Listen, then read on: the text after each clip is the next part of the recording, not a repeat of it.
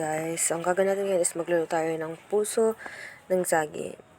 Okay siya guys. So, ayan. Hinihiwa ko na siya para makapag-prepare na ako sa mga dapat kong gawin pang iba. Yeah. Wala naman ako ibang ginawa dyan guys. Naghiwa lang ako hanggang sa matapos ko. So, ayan. Tagal kong naghiwa dyan guys. So, kailangan natin pang bilisan.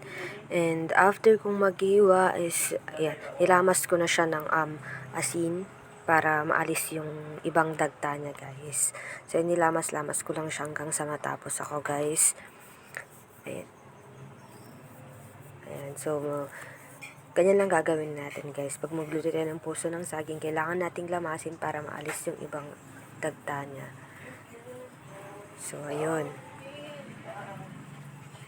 And after naman natin siyang lamasin is, yan, magpe-prepare na tayo para sa mga ilalagay na ricado. So, ayan.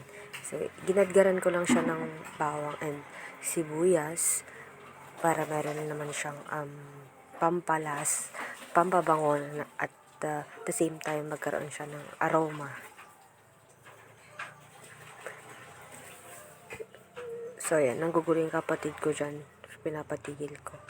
And yan, after natin siyang lagyan ng mga ricados, yan, maglalagay tayo ng 2 paminta and ayan, seasoning. And then naglagay din tayo ng crispy fry para maging malutong siya. After ko nilagyan ng crispy fry, linagyan ko pa siya ng harina.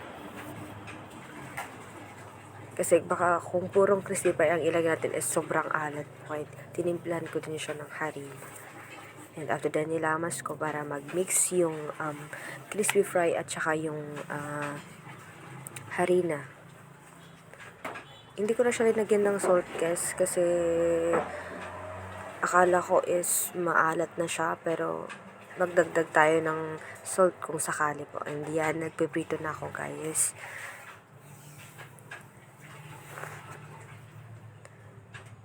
So, ayun guys.